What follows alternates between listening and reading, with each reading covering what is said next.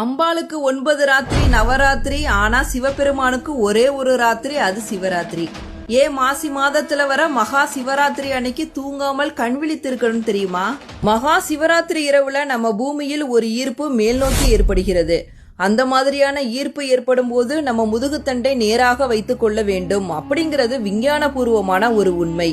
மகா சிவராத்திரி இரவுல முதுகுத்தண்டை நேராக வைத்துக்கொண்டு தியானம் செய்யும் போது நம்முடைய உடல் மற்றும் மனதின் சக்தி நிலைகளானது உயர ஆரம்பிக்கும். நம்முடைய உடலின் சக்தி ஆற்றலை பல மடங்கு பெருக்குவதற்காகத்தான் முதுகுத்தண்டை நேராக வைத்து நிமிர்ந்து உட்கார்ந்து இரவு விழித்திருக்க வேண்டும் அப்படின்னு சொல்லப்பட்டது.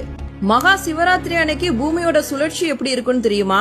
பூமி சூரியனை மட்டுமல்லாது தன்னைத்தானே சுற்றி கொள்ளும் பண்பு உடையது. இந்த சுழற்சி மூலம் உண்டாவதுதான் மைய விலக்கு விசை. இந்த மைய விலக்கு விசையானது 1 முதல் 33 டிகிரி அட்சரேகை வரை இருக்கக்கூடியது. அதில் 11வது டிகிரி தான் மிகவும் செங்குத்தான நிலை. இந்த செங்குத்தான நிலையானது மகா சிவராத்திரி அன்று ஏற்படும். நாமும் இந்த 11 டிகிரியில் இயங்கும் போது, அதாவது நேராக அமர்ந்து கண் விழித்து வாழ்வது நம்முடைய ஆன்ம சக்தியை மேல் நோக்கி உயர்த்துவதற்கு உதவி செய்யும். மகா சிவராத்திரி அன்னைக்கு பூமி, நிலா, சூரியன் இது மூணுமே ஒரே நேர்கோட்டில் இருக்கும்.